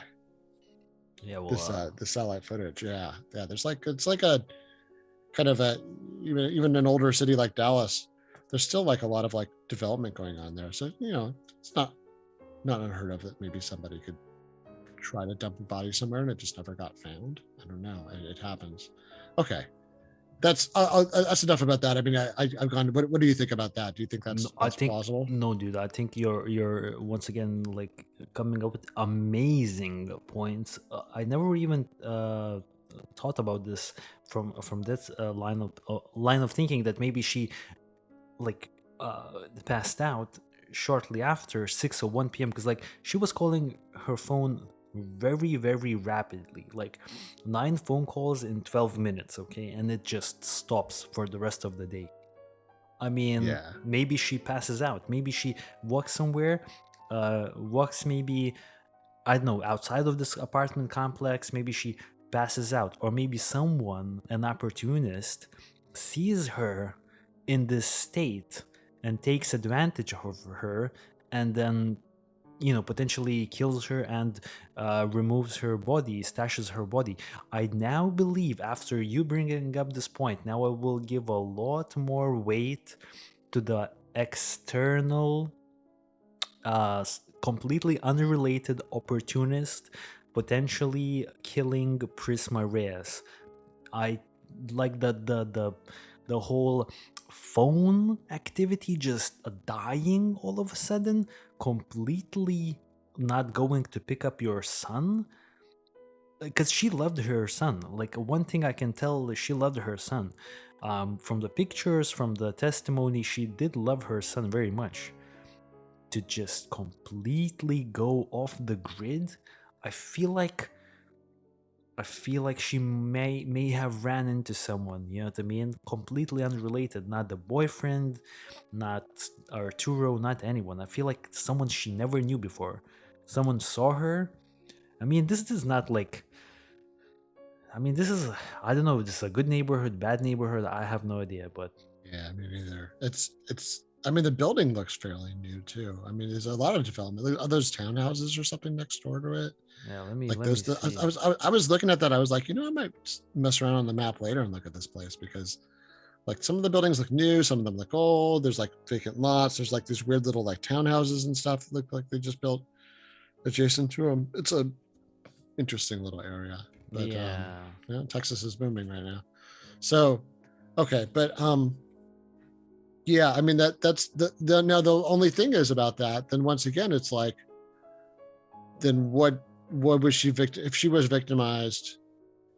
Well, it was somebody that I presumably was looking for, I don't know, some kind of physical satisfaction or something else, but it wasn't for her money because her phone, right? Her phone never turns up again. So her phone kind of acted like it went somewhere and the person that owned it never turned it on again. And maybe it's still on the person that owned it. You know what I mean? But Totally. that person isn't moving anymore. Because it's like, why did that phone not pop up? Why couldn't they ping it? Why couldn't they, like, why is, you know what I mean? For all their tracing and tracking, because they were able to track her phone going down the street and stuff when they did the investigation. Well, what after that? What's the rest of that story? Sounds like there's no story, right? Sounds like it just dies there. Yeah, totally. It seemed like it, all goes cold, Yeah, so that's interesting. But I guess I'm assuming that's the case then. I mean, because they would tell us, right, if there was more to it, unless they suspected something, and we're holding back on facts like in Delphi. Okay, so then number two was kind Uh, of, the number two was, wait, what was number two? Number it was like two. the something bad happened to her, right? Oh Was yeah, that yeah. the Let's say yeah accident. accident? Accident. Yeah. Yeah, I mean, I'm leaving. I mean, if I was going like percentage wise, so the one we just did, I would give maybe like a 15-20% chance. So I'm saying, well, it is pretty weird how she disappeared entirely. You know what I mean? Because there's a lot of people that have days like she had, and they don't disappear. They turn up drunk in a parking lot, or they turn up at a police station, or their parents come get them, or you know what I mean? There's like a happy end or not so happy end, but still alive end to what happened to her day, to Prisma's day, most of the time. So this is like a weird event. So I don't think I think 15-20% chance is actually pretty good, pretty fair for what might have happened. Okay, but then I would say a much higher 50-60% chance she has, like we've alluded to, somehow accidentally killed herself. I think for that, this is for that bucket. I think that, yeah, there's a strong chance that, like, you know what, she's stumbling around drunk, and just the law of numbers, man. Once in a while, somebody goes and falls somewhere where no one finds them. And I've seen enough crazy fall videos and things, and then read cases of people who turned up in chimneys later that died in the chimney. Went down the chimney, no one knew till they took apart the house, and and there's Damn. the body, or in walls or behind things. I saw one that was I think it was a supermarket. It was a supermarket I read. It was a few weeks ago. I posted as one of the things we might look at. I think what happened was a supermarket. They were taking apart the supermarket, and they found a body of a guy who had gone back there and fallen behind a freezer, and no one ever smelled it. No one ever, you know what I mean? No one ever. I mean, this body sat there dead and rotting for 10 years, semi-mummified maybe, and they didn't find it till they took apart the building. And it was because no one in their right mind would go down head first behind a giant industrial freezer, except for maybe someone who's drunk and who's out of it wandering around. Now, remember the case we did in Chicago? Kanika. Yeah, is that her name? Yeah, the one that went into the freezer when she Kanika. was all I drunk. believe Yeah. Kanika. Yeah, Kanika. Yeah, so that's what I'm thinking of there. It's like the same kind of thing where I know people allege something else happened. I don't think so. I think it just, someone was so drunk to the point that they were a danger to themselves. This is why public drunkenness, by the way, is a crime, because it isn't just that you might hurt someone else or do something stupid, is that you might actually hurt yourself. Damn, totally, man. No, this is once again really good points. I'm okay. So I think that's definitely possible, especially after you brought up some, good examples like the stuff that you read online, and obviously Kanika's case kind of looks similar, because Kanika in that video, she was kind of walking in a similar manner to, I know, like drunk people walk in a drunk Oh manner, yeah, she but was destroyed. yeah, she did walk in a similar manner, even more so maybe stumblesome. But okay, so how about that? The last theory that this was planned, that maybe Prisma on her own accord decide to leave her life behind. I don't personally think this is a likely scenario, but it's worth talking about. So your take on that? Well, I mean, it does seem like she was having a hell of a day, and having some kind of major breakdown. I would say that out of the kind of two likely scenarios that either, well, not likely, the two scenarios in that bucket, in terms of like, well, either she left to go make a new life of her own and then maybe ran into one of the other two above, or maybe she's out there, or B, that she maybe killed herself. Oh, well, I mean, just, I mean, especially because of what you said, because there's a child involved, even though kind of both, I have a harder time seeing that this specific person could live with herself having abandoned her child, for a new life, then, what I mean, even if in the short term she did it, I can't see that person sticking with that long term. Or, what I mean? I think she would have Yeah, turned up by now. I think she would come crawling back. So totally. I don't think she would have treated her son like that. Because a lot of times, I mean, for single parents, that's all you have.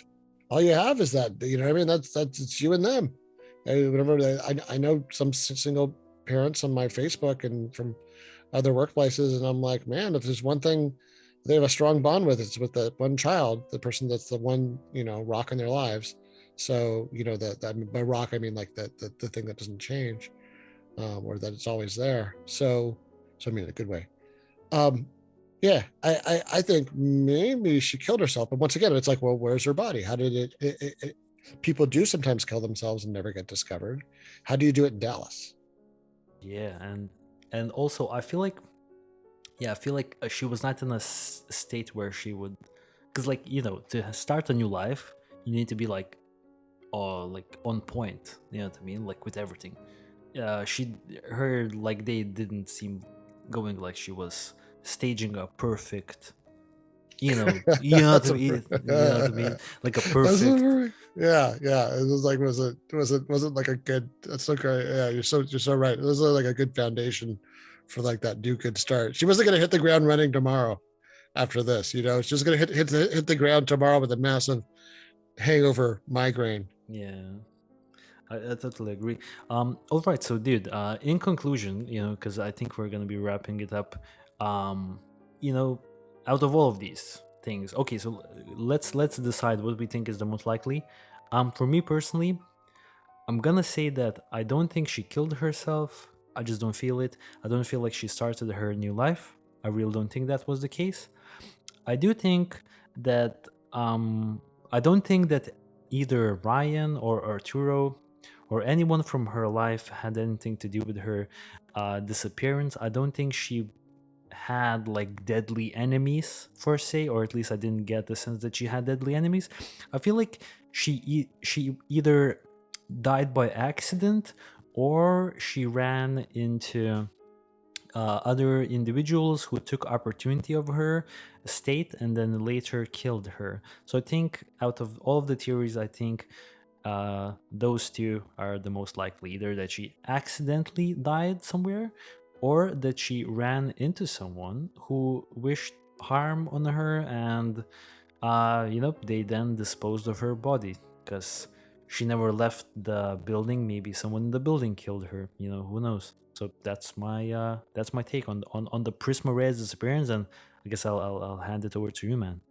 Yeah, I mean, I'm in complete agreement. I think it's one of those two scenarios. I mean, I'm leaning more heavily on that. Her poor body is stuck somewhere in a weird area that just nobody's looked at in 5 years. And either that building or the It's adjacent only building. it's only 2 years, by the way.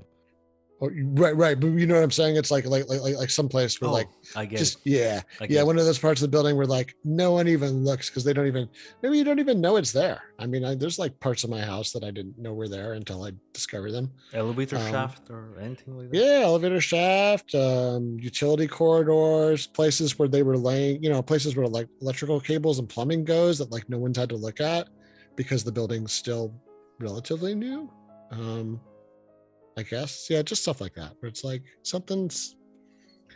something doesn't seem right there. But then, yeah, my other partially because I interjected in with it. I think the other thing is not unfortunately, as much as like a good person would want to think that maybe some of these other things didn't happen to her. Yeah, I think that's also unfortunately a possibility, especially because she's like at the exact age that like sort of the or age range, let's say, that like kind of fits a lot of like what people do that kind of thing for, right? And she's not physically imposing. She's relatively attractive, right?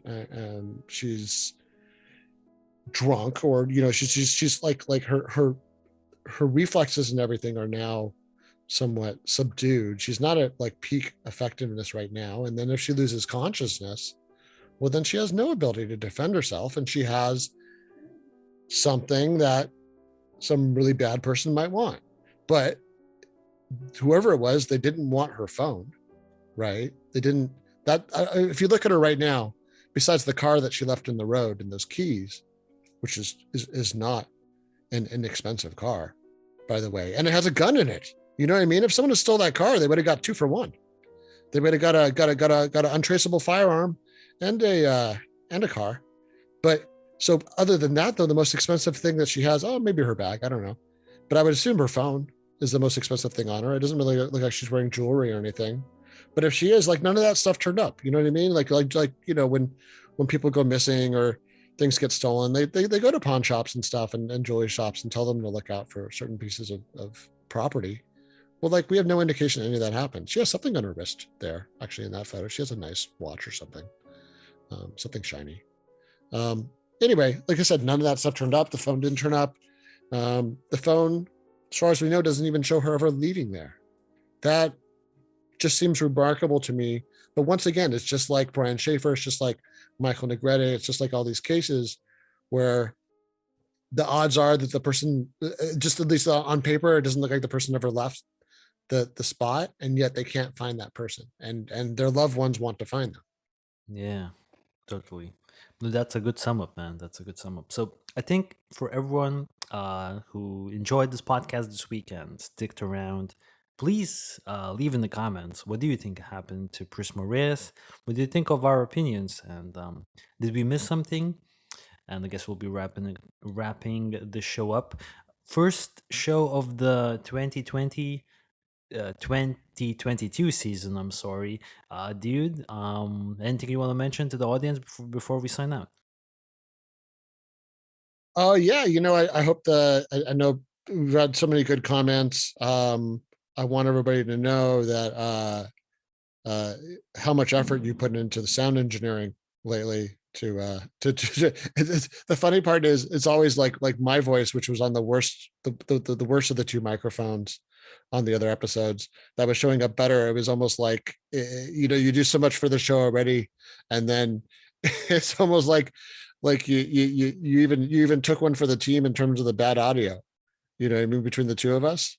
And not for anything that was your fault or anything. It was just one of those technical difficulties we had to work through. But I hope people appreciate that we are trying to always present a good product, and that we invested about 3 hours in the past week trying to make sure we got the audio closer to perfect this time.